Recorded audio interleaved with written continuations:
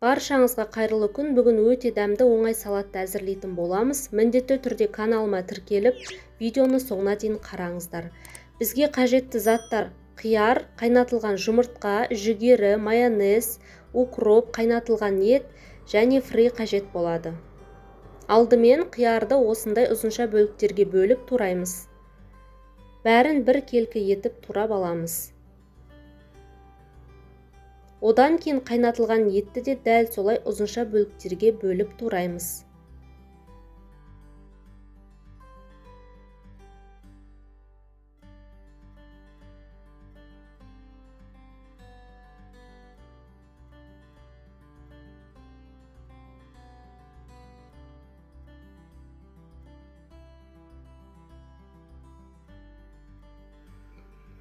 Енді жұмыртқаны алып ұзынша етіп турап аламыз.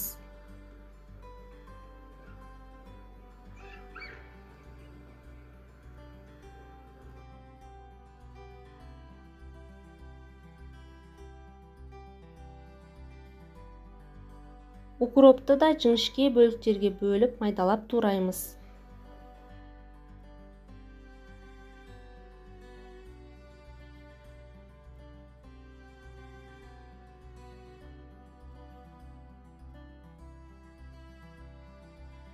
Жүгеріні алып үстіне саламыз.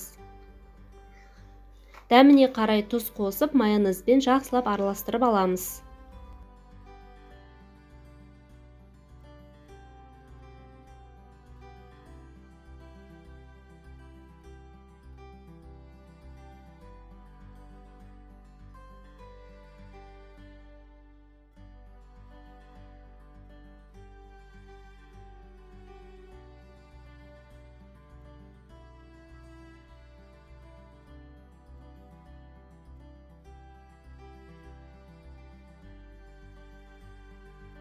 Енді салатымызды ыдысқа саламыз, бетіне фриді сәндеп қоямыз.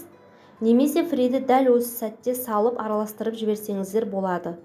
Міндетті түрде жасап көріңіздер, барлығына ұнайды, өте ерекше дәмді салаттардың бірі. Сіздерге ас болсын.